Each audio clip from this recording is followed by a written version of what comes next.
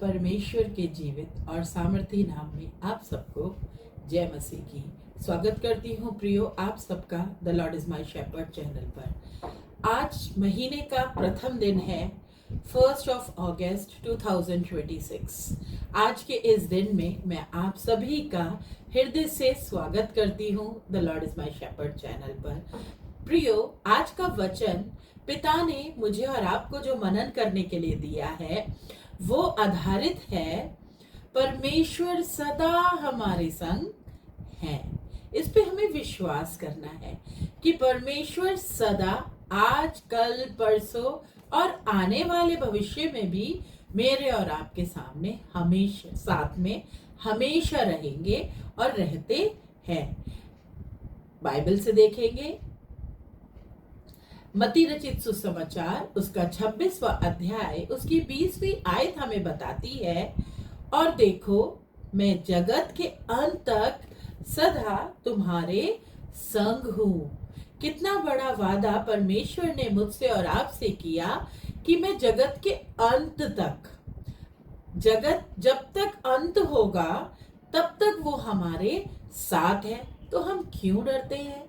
हम अपनी परिस्थितियों में पड़ के डरने लग जाते हैं, जबकि यहाँ परमेश्वर मुझसे और आपसे आज मत्ती रचित सुसमाचार के 26वें अध्याय की 20वीं आयत में ये वादा कर रहे हैं कि मैं जगत के अंत तक तुम्हारे साथ हूँ। यीशु मसीह हमें यह विश्वास दिलाते हैं कि हम जीवन में कभी भी अकेले नहीं हैं, और ये विश्वास मुझे और आपको प्रियो आज करना है कि मैं और आप कभी भी किसी भी सिचुएशन में अकेले नहीं हैं। अगर आज आप अपने आप को किसी भी सिचुएशन में अकेला महसूस करते हैं और आप चाहते हैं इंसान या मनुष्य आपका साथ दे और वो नहीं दे रहे हैं, तो मेरे प्रियो आप अपने आप को अकेला ना समझें, क्योंकि आज का वचन मुझसे और आपसे ये वादा कर रहा है कि मैं तुम्हारे साथ हूँ।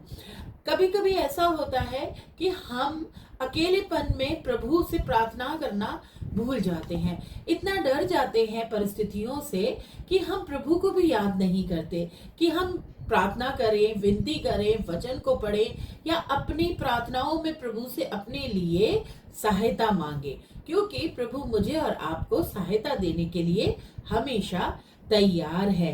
परिस्थितियां कठिन हो सकती हैं, रास्ते कठिन हो सकते हैं, या कभी कभी ऐसा हो सकता है कि कोई रास्ता आगे बढ़ने का दिखाई ना दे, किसी बीमारी का कोई भी इलाज समझ ही ना आए, कोई भी प्रॉब्लम घर में ऐसी हो रही हो, या पारिवारिक जीवन में या पति पत्नी के जीवन में या बच्चों के जीवन में जिसका हल आपको ना दिखाई दे रहा हो, आपको ऐसा महसूस हो रहा हो कि मैं तो इस सिचुएशन में आके अकेला पड़ गया हूँ। परमेश्वर केवल अच्छे समय में ही नहीं मेरे प्रियो, परंतु हमारे बुरे और ऐसे समय में भी हमारा साथ देते हैं जब हमें किसी की आवश्यकता होती है, जब हम अकेले कमरे में बैठ के और बहुत सोचते हैं कि काश हमारे साथ कोई होता जो हमारे इस दुख के समय में हमारी इन परेशानियों को बांटता।